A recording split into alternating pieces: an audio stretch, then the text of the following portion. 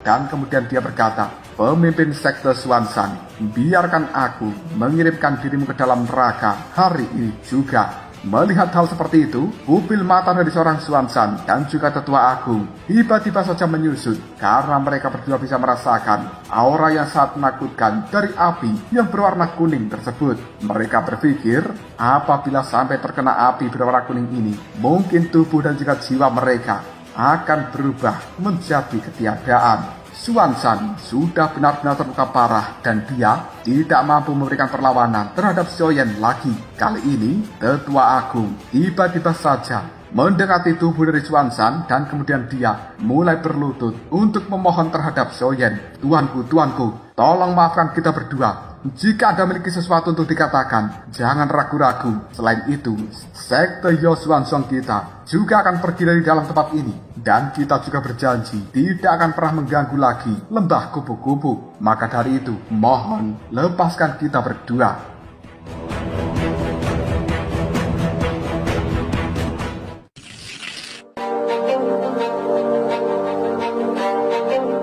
Xiaoyan menyipitkan matanya dan kemudian dia menggelengkan kepalanya sambil mengatakan, "Jika diriku sudah membuat keputusan, maka aku tidak bisa mengubah keputusanku apapun." Xiaoyan melambaikan tangan dan kemudian api berwarna kuning di telapak tangannya ini telah meluncur dengan cepat. Hal itu mengenai tubuh dari tetua agung dan juga Xuanzang ini. Mereka berdua pun kepanasan karena terbakar oleh api suci milik Xiaoyan. Tidak butuh waktu yang lama, akhirnya tubuh dari mereka berdua serta jiwanya benar-benar diubah menjadi debu. Namun sayangnya, Xiaoyan tidak bisa menemukan pil iblis dari kedua tubuh mereka karena kedua orang ini telah mengalami kesengsaraan. Dan pil iblis itu telah berubah menjadi jantung layaknya jantung manusia. Di sisi lain, raut wajah dari seorang Diegi dipenuhi dengan sebuah keterkejutan ketika dia menyaksikan Xiaoyan tidak memberikan belas kasihan apapun terhadap orang dari sekte Yao Xuanzang ini. Xiaoyan melihat pada Diegi yang masih terbengong dan kemudian dia mengatakan, "Diegi, ayo kita pergi. Mulai hari ini dan juga selamanya, sekte Yao Xuanzang tidak akan pernah mengganggu lembah kupu-kupu kalian lagi." Diegi menatap Xiaoyan dan kemudian dia mengatakan, "Kakak Xiaoyan, sebenarnya kau, meskipun mereka adalah orang jahat dan juga pantas dihukum mati karena kejahatan yang telah mereka lakukan, namun bukankah tindakanmu ini benar-benar kejam? Kau melenyapkan mereka setelah keduanya memohon ampun pada dirimu. Sebenarnya mungkin kita masih bisa berkomunikasi dengan baik dan mencoba melatih mereka untuk berubah menjadi orang yang lebih baik lagi." Xiaoyan hanya tersenyum melihat kepolosan dari seorang Dieki ini dan kemudian dia mengatakan,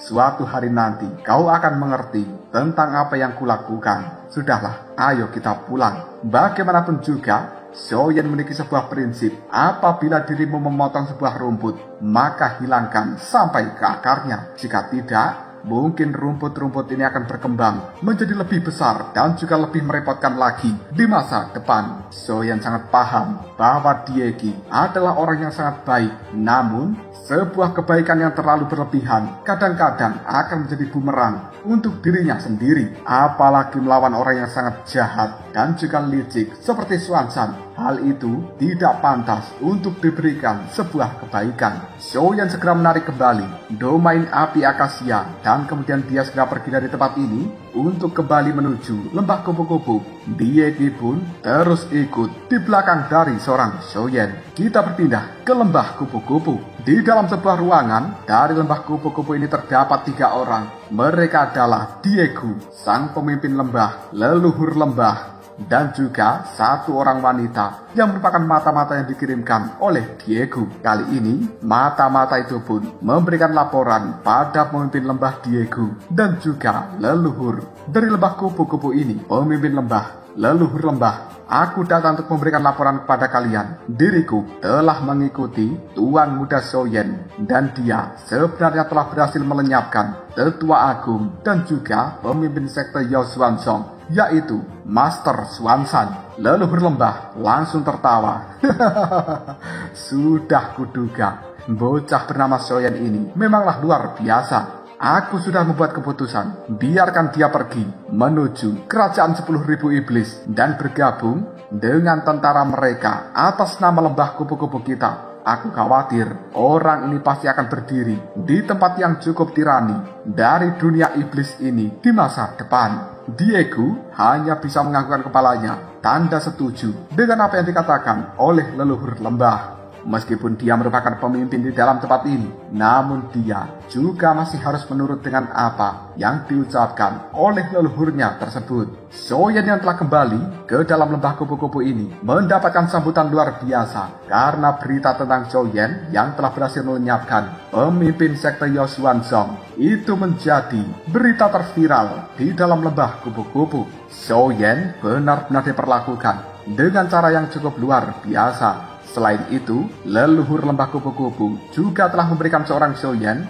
sebuah metode demonisasi eksklusif supaya Soyen bisa mengatur kekuatan iblis di dalam tubuhnya dengan teknik pemberian. Leluhur lembah kupu-kupu itu, bahkan beberapa iblis besar di dalam dunia iblis ini akan sangat kesulitan untuk mengetahui identitas asli seorang Soyen yang merupakan manusia. Di sisi lain, orang-orang dari sekte Yosuansong setelah kehilangan pemimpin mereka saat ini, mereka pun membubarkan diri masing-masing dan berpencar ke segala arah dengan sebuah ketidakjelasan. Karena kehadiran mereka di lembah kupu-kupu ini tidak diinginkan. 10 hari telah berlalu dalam sekejap mata, dan Soyen telah berhasil menyempurnakan teknik demonisasi yang diberikan oleh leluhur lembah kupu-kupu. Kali ini Soyen duduk di tepi dari arena pertarungan, dan kemudian sekelompok orang kuat mendatangi Soyen sambil berkata, "Kekuatan kakak Soyen benar-benar sangat menakutkan. Aku yang sudah berlatih terlalu lama tidak bisa menandingi kekuatan dari kakak Soyen." Soyen hanya bisa tersenyum dan kemudian dia mengatakan, "Sebenarnya aku tidak kuat, hanya saja aku beruntung." Saudara-saudara sekalian dari lembah kupu-kupu, terima kasih banyak atas jamuan dan juga perlakuan kalian selama beberapa hari terakhir ini.